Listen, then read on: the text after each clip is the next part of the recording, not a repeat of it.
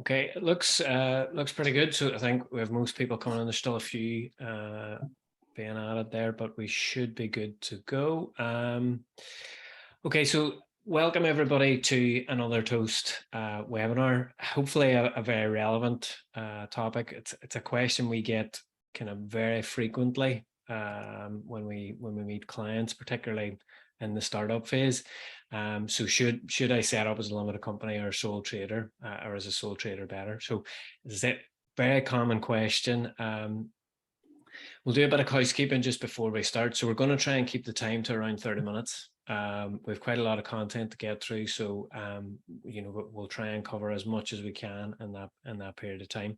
Basically, the running order for the moment, we'll go through the different structures, the advantages and disadvantages. We're going to focus only on sole trade and limited company. So we'll go through the limited or the advantages and disadvantages of those. Things to consider about the actual decision. So what actually goes into that? We'll touch on Making Tax Digital, which is the HMRC initiative, because it does factor into some of this. Daniel will take us through the tax implications of both limited and sole trade, the rates, the procedures for both options, and the key dates to be aware of. What we'll try not to do is we'll keep it as practical and abbreviation free as possible. Sometimes, unfortunately, it's habit that we do that. So if we do, or if we are talking in abbreviations and you don't understand something, listen, just put it into the chat and we'll correct or give the full title for it. But always, you can ask questions throughout, so don't be afraid to ask questions, and we'll answer them just as we go, if time allows it. So it depends on how complex the question is, but listen, feel free to do it. If we can't answer it there, we'll definitely get back to you over the course of the next day or so. Again, we'll send a copy of the slides out and the recording, so don't worry about having to take notes or anything like that. And also, we're going to try and give you a bit more detail on the slides as opposed to just reading the slides. You can read them in your own time, so don't worry about making notes on that.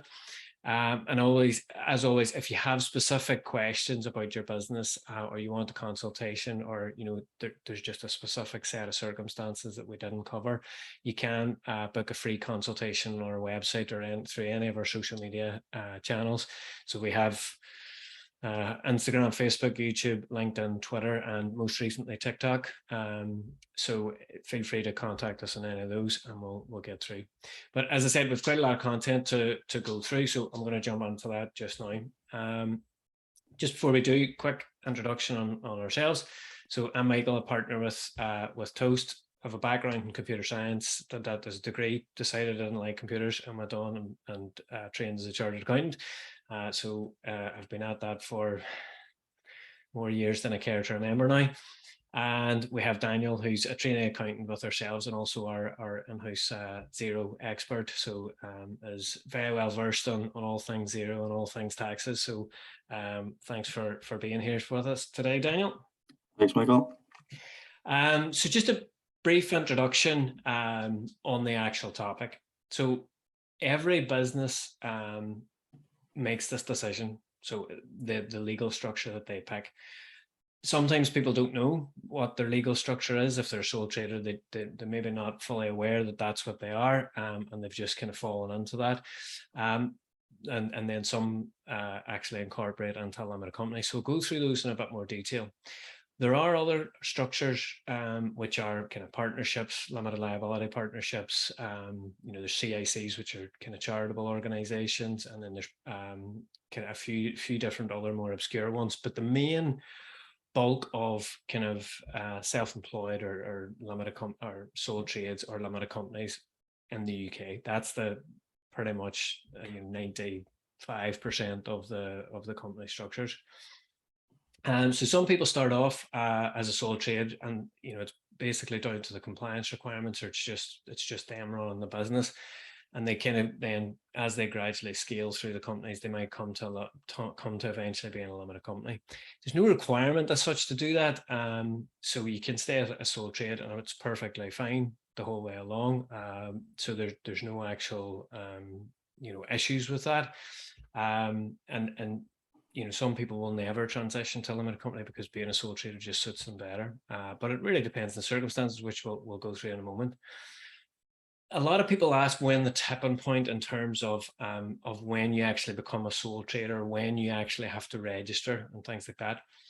That tipping point currently, it does change year to year. At the moment, that is if you earn over £1,000. That's when you're required to let HMRC know that you're a sole trader, or you can go to be a limited company. So basically, below that threshold, HMRC aren't really interested. It's kind of you're fine to sell bits and pieces on eBay or do a bit of a bit of Depop or whatever the thing is. And if you earn less than £1,000, you don't have to worry about it. So that's just the threshold of when you kind of have to start thinking about which legal structure is correct for you. And really, as we will come to, it depends on what your aspirations are for the business, what kind of industry and that sort of thing. But to start off as a sole trader, it's nice and simple. It's kind of just, if you think about it, it's just you and your own. So for me, if I wanted to set up a business tomorrow and I just wanted to operate as Michael Rutherford, totally fine. That's me as a sole trader. So essentially, you are the boss, you are the business, you are the person, and the business is you. So that's kind of the best way to think of it. One of the good advantages of it is all the profits are yours. So that's great. They're not shared with anybody else. It's basically you on your own. The startup costs are quite low. There's no real, you register with HMRC, you do a few things. Pretty straightforward. You have to do the self-assessment return is pretty much the only thing. And as it says there, in the future, if the business is growing or for whatever reason you need to incorporate, very easy to do at a later stage. The keeping all of your profits part, that is both an advantage and a disadvantage, which will come to in a limited company. So just bear that one in mind, that there is kind of a disadvantage to that in the sole trade as well. But one of the disadvantages, or the main disadvantage of the sole trader, is that you become personally liable for any liabilities. And this, when we come to the incorporation decision, this really makes this will be the reason why. If you're taking on a loan from the bank or a lease, or you're basically signing anything legal and contractual, what you have to bear in mind is that you are the legal person. Like, you're the person that's actually signing that. If it's a limited company, it's basically signing as the limited company, so that it is possible to insulate yourself from that lease, or if anything goes wrong in the future. That is really the big advantage of a limited company, is that if the business fails, then in the future the business just fails and it doesn't have any impact on your personal assets. And whenever I'm talking about your personal assets, what I mean there is, your house, your car, things like that. So it's just bear in mind, whilst the sole trader is very straightforward, that these are the kind of things that you'd need to think of when you're making the decision. So, but the other disadvantage is because you're the business and the business is you, all your decisions are basically down to you. So everything that happens within that business is kind of reliant on you. There are perception things. So particularly if you're going for government contracts, or you're working with the education board, or things like that, there are some businesses that will only work with other limited companies, or will only award contracts to limited companies. So there may be like a specific requirement or a prestige aspect to a limited company. It has a perception as being more professional. So that's basically could be a consideration when you're starting out, depending on the sector that you're in.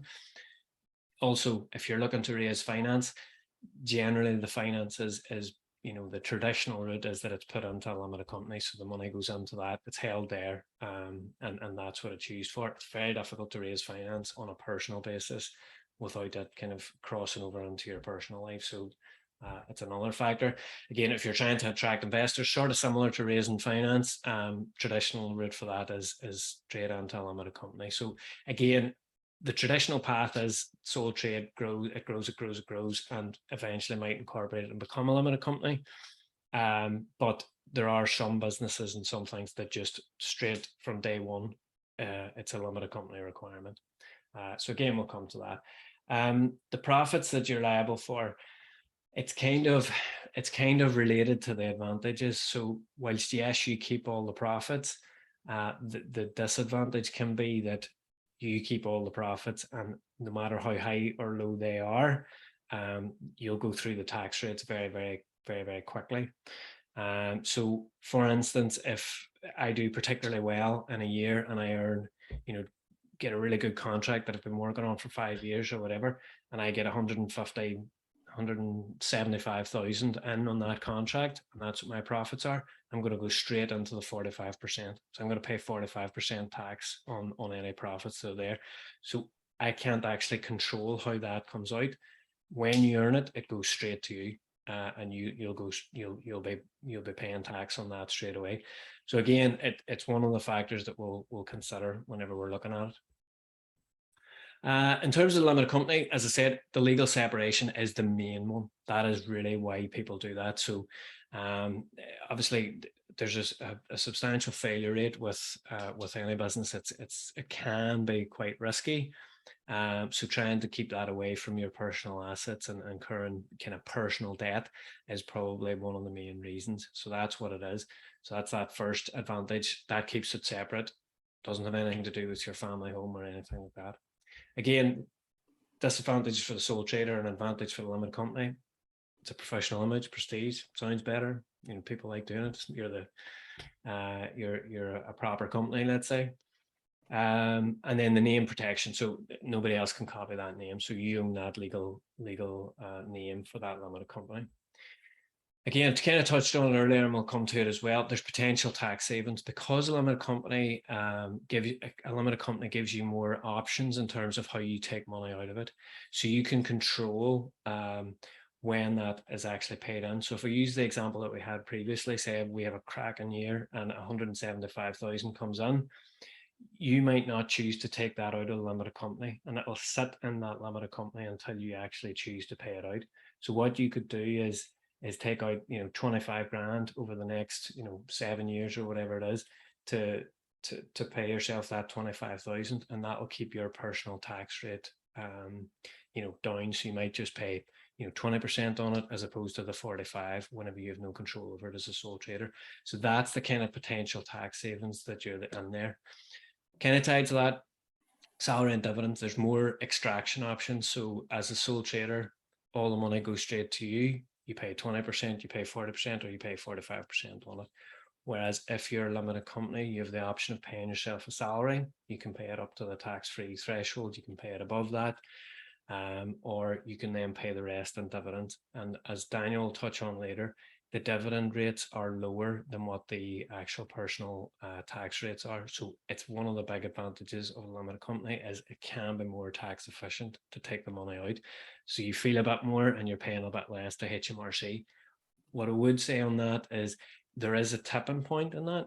So it depends in terms of the actual earnings or what the expected profit's going to be as to when that is actually when it's better to take it out as salary and dividends or remain as a sole trader. So again, it's something that you should work with in your accountant if you're unsure about that.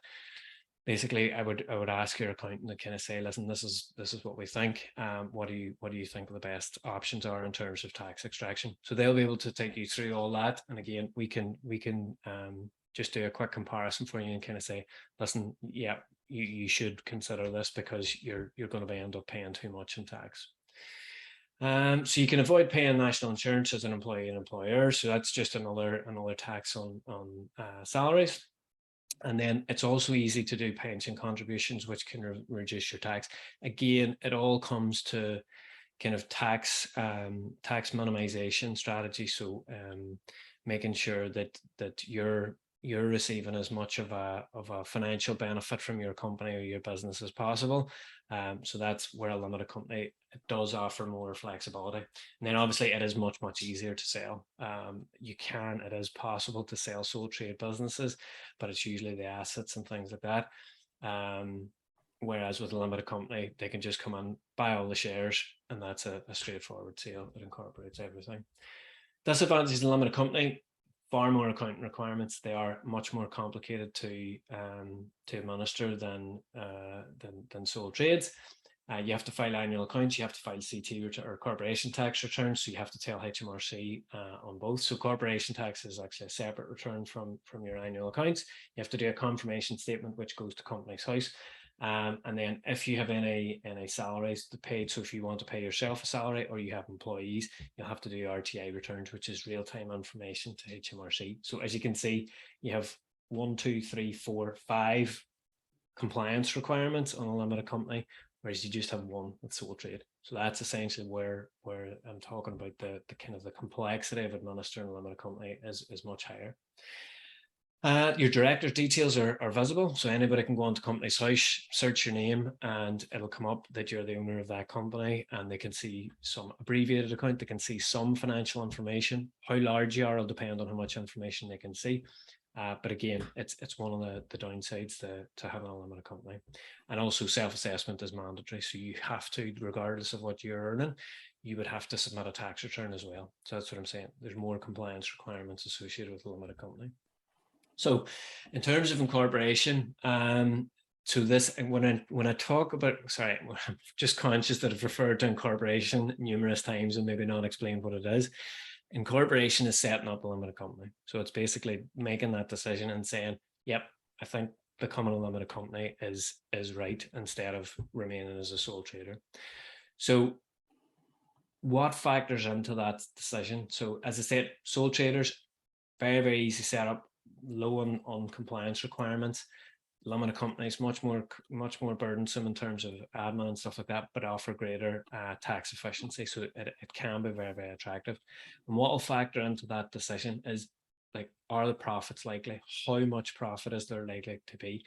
If immediately you're saying in year one we'll be doing 100,000 a year, I mean, that's going to be a limited company more or less straight away. If you're kind of saying, well, I don't know, it might be, it might be 15, it might be 10, it might be 8,000, maybe you don't want to incur the costs for a limited company for that level of profit. But as the profit scales up, as you start doing better, then it outweighs the compliance requirements of a limited company. So again, if your projections are that you're going to do great straight away, then a limited company might be the way to go.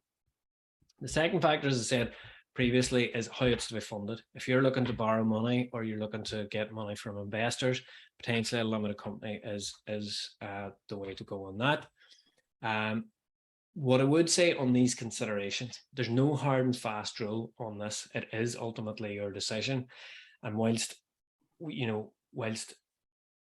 these, if any one of these is kind of yes or whatever, it doesn't necessarily mean that incorporation is correct. It's basically a collective of all these things. So what I would suggest is, if you're kind of unsure of this decision, you're kind of humming and hanging, I'm not sure, how much is it going to be? What's the difference or whatever? Like, book a consultation with us. We'll do it free of charge. We'll kind of say, look, what are the circumstances of the company? What does the future look like? What's your growth plans? Are you going to have employees? Are you signing leases? We'll go through all of that information and then come to a conclusion and say, listen, you're better operating as a sole trader, or no, listen, you're better starting a limited company more or less straight away. So as I said, those two factors in terms of how are the profits likely and how the business is to be funded are two considerations. Also, if you need to protect the business name, so if you're continuing to trade or you have an issue, you want to sell it in the future, that may be something that is a huge consideration for you. And also, like I've mentioned, it protects your assets. If that company fails, and ultimately, if it's 5 years, 10 years, 15 years down the line and it goes bust, it doesn't bring your family home into it or any of the personal assets that you have. So that is the huge thing that you have to consider. Just if you're signing any legal documents or you're taking out loans or things like that, just check it out. Just make sure that you're doing it for the right reason. You don't want anything having a ramification on your personal home or anything like that. So that's the huge advantage of it. And also, as it says there, be wary of a personal guarantee. What a personal guarantee means is that the bank can kind of say, okay, we'll lend money to this company, but we want you to actually stand behind it. So make sure you get legal advice on things like that. Finally, if there's an intention to sell the business in the future, so if it's a tech company or a company that you're likely to grow and sell in the future, if you have a 5 or 7 year plan to do that, then a limited company from the outset is probably the best way to do. As I said, it kind of factors into the how business is funded. So if you're raising finance or approaching investors or kind of selling out, that would kind of be more typical of a limited company. So that's basically the thing. As I said, my suggestion on that would be, if you're unsure, get the advice. You really, it's maybe not as just as straightforward. So just, free advice is there. Use it before you make the decision. Just very quickly, I'll touch on making tax digital because it's relevant.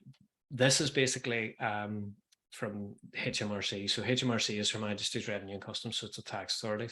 And basically, they're pushing to bring everything into the digital age. So all tax returns and self-assessment, corporation, everything will be online, basically. So for a sole trader, it becomes law as it says there in the 6th of April 2024. So it's something you need to bear in mind is that the timeframes for these things. So for a sole trader, it's a bit sooner. For a limited company, it's not until 2026. So if they're, if you don't want to go down that route just yet, then there is an extra 2 years for limited companies. And basically, it's something that is mandatory, so it's not optional. And if you do have personal income above the 10,000, you will need to keep track of your income and your expenses on software that integrates with HMRC, and you will have to submit all those returns electronically to HMRC. So I've bored you enough on things like that, so I'll pass over to Daniel to cover some of the tax rates. And as I said, if I've abbreviated anything or you want to ask any questions, just fire away. All right, Daniel, thanks for that. Cheers, Michael. So as Michael said there, my name's Daniel, and I'll just be taking the next few slides here, which will cover, how you're taxed personally as a sole trader versus how you're taxed as a director of a company. Now, the first slide there, so how you're taxed as a sole trader. You're taxed on the profits that the business has made throughout the tax year. The tax year being the 6th of April 1 year to the 5th of April the following year. Now, the profits are calculated from the income earned through the sole trade, less allowable business expenses incurred. An allowable expense would be defined as an expense that is wholly and exclusively for the purposes of the trade. So, say for example, you pay for Facebook or Google ads to advertise your business, then this would be seen as an allowable business expense. Yep. Whereas any expenditure incurred that is seen as a personal related expense will not be allowed. So then you have the tax rate that these profits are taxed at. First of all, you have your personal allowance of 12,570, meaning you're not going to be taxed on the first 12,570, but anything upwards of that will be taxed at, your 20, 40 and 45%, depending on which bracket you fall into. And your next slide there, Michael, please. Yep. So the national insurance side of things with a sole trader. As a sole trader, you're liable to 2 types of national insurance contributions depending on your profits. So the first one is your class 2. If your profits exceed the small profits threshold of 6,725, then you'll have to start paying a fixed weekly rate of 3.15. And then you have your class 4 contributions, which is it has a lower and an upper limit. So profits anywhere between 11,909 and 50,270 are going to be taxed at 10.25%. And then any profits in excess of the 50,270 will be taxed at a lower rate of 3.25%. Now, last year, the lower limit was actually 9% and the upper limit was 2%, but there's been an increase by 1.25% this year in respect of the new health and social care levy. So this new levy is basically just been just as part of the the government solution they funding the economic response to COVID. Yeah. Next slide, please. And the most recent budget there. Hi. So how you're taxed as a director of a company. If you set up a limited company, you're known as a director of a company. Now, there's several different ways that you can pay yourself as a director of a limited company. You have your salary, your dividends, or potentially your director's own account. But the most tax efficient way to extract money from the company is they take a combination of a small salary and dividends, which the dividends can be taken at any point in the year. But I'll talk more in depth about that in a few slides time. And then from the income tax side of it, it's pretty similar to the sole trader perspective, where you have your personal allowance. The tax rates are also the same, and of course, as your income increases, you're going to be heading into the higher brackets. And I think Michael touched on this earlier. If you do go down that route of salary and dividends, then you'll have to register for payroll, which involves submitting your RTA submissions to HMRC. But if you were to be a client of ours, then this is something that we would do for you. So say, for example, you're on a weekly payroll, then it's one less weekly task that you're going to have to worry about. And then on the national insurance side, so as a director of a company, you obviously own the business, but you're also an employee of the business too. So if you receive a salary, you're liable to national insurance both as a company and individually. Individually speaking, the first one is your lower earnings limit, which is seen as the most important one because it's the one that can make you eligible for your state pension. So as soon as you earn over that 6,240 in the year, you begin qualifying for the state pension. Your primary threshold, which is for you as an employee.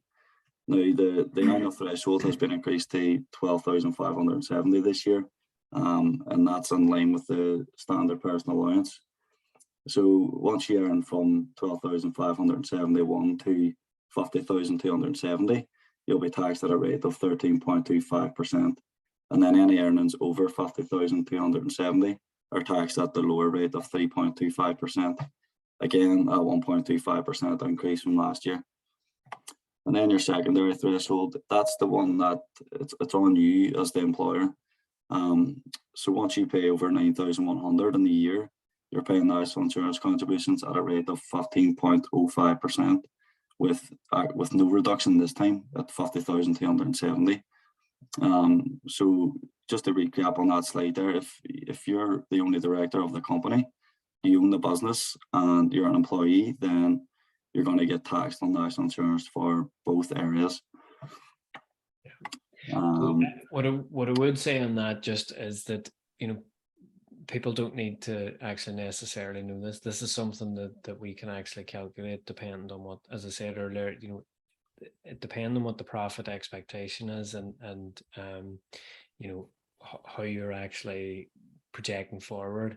This is something that we can actually calculate for you and kind of say, okay, listen, if you're a sole trader, this is what you'll kind of be liable for in terms of tax and national insurance. And then if you're a limited company, what we would suggest is that you pay yourself this X amount of salary, which will mean this amount of tax and this amount of national insurance, and then we'll pay the rest as dividend, which will mean this amount of tax and this amount of national insurance. So it's not something that we would necessarily think that a client should be able to work out, but it's just for your information. This is what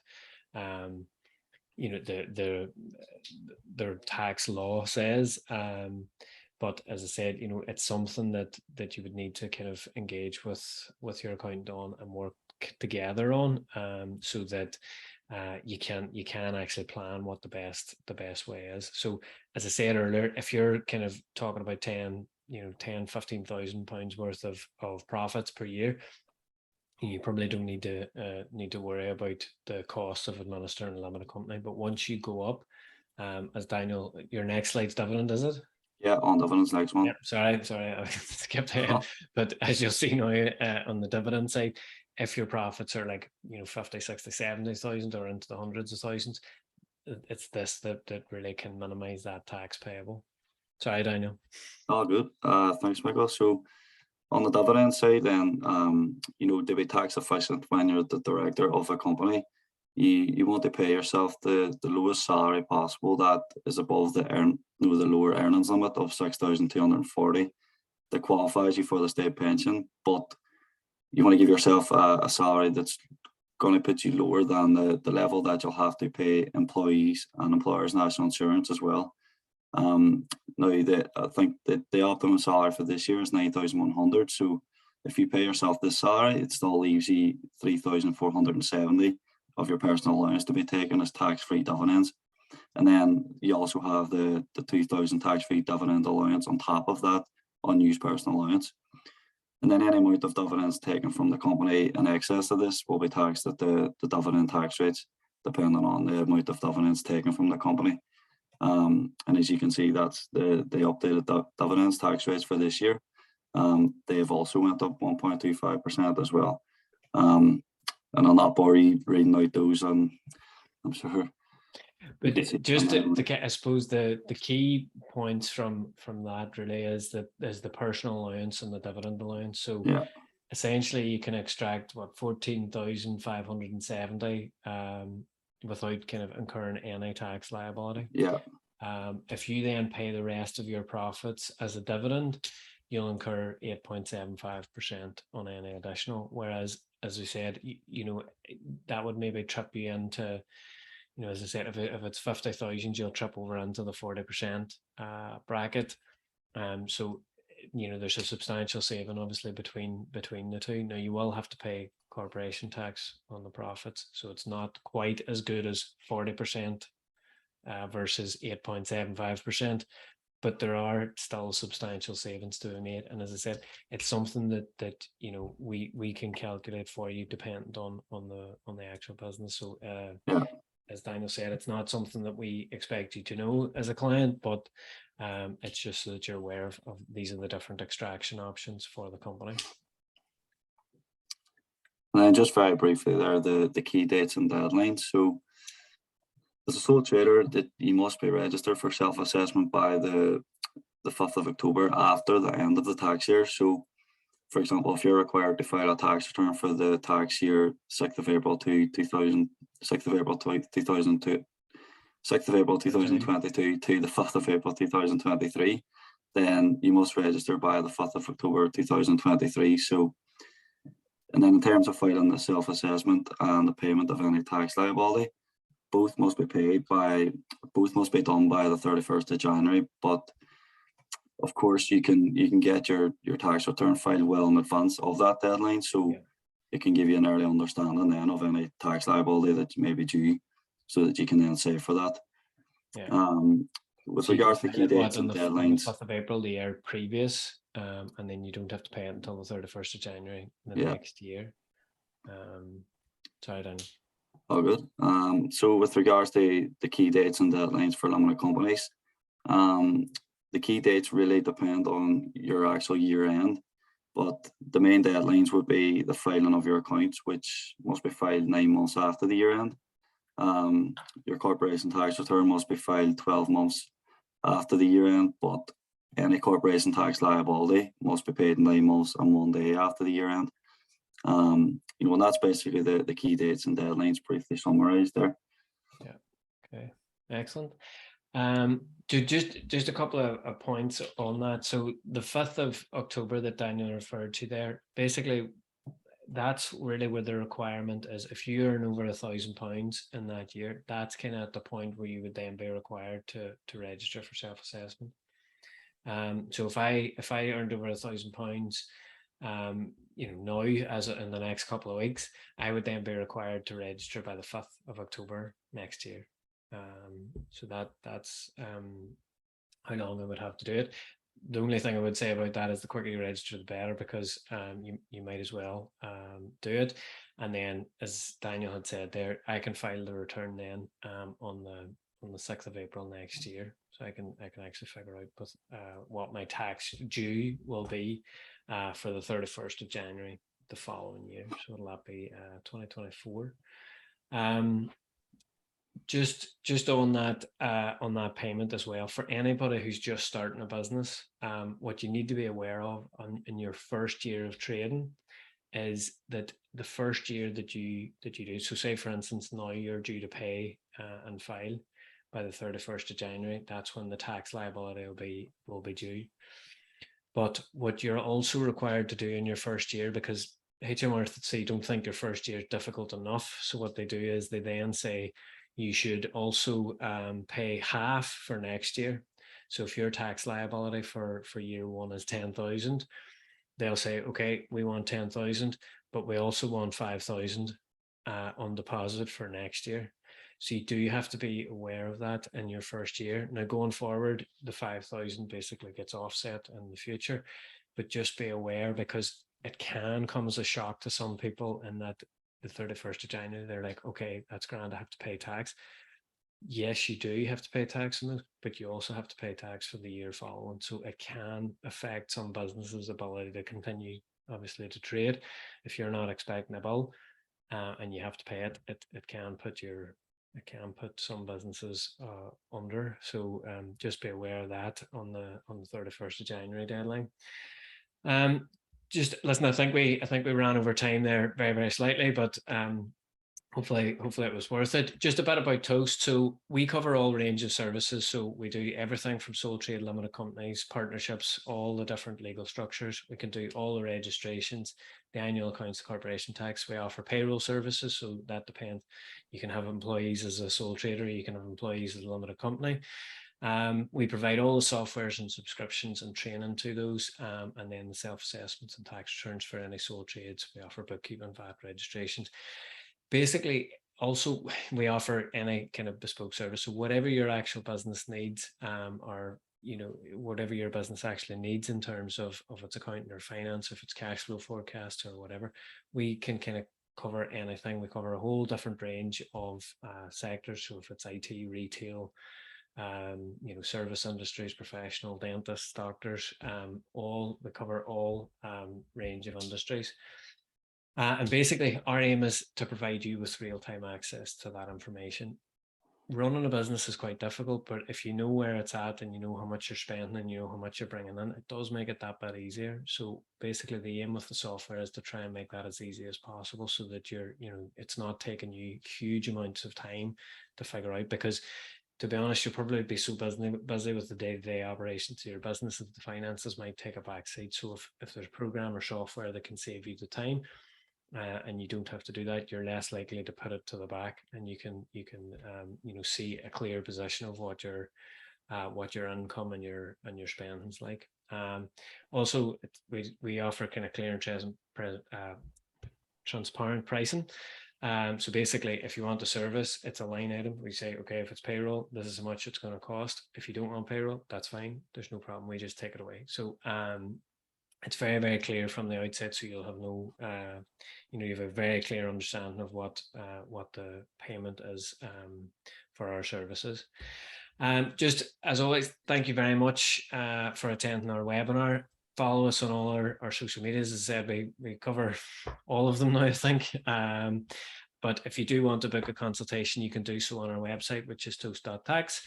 And obviously, if you want to drop us an email or give us a call, our contact information there. So it's accounts@toastaccountants.com. Have a lovely evening, everybody. Thank you very much for attending. Thanks, everyone. Thanks. Cheers, Michael. Hey.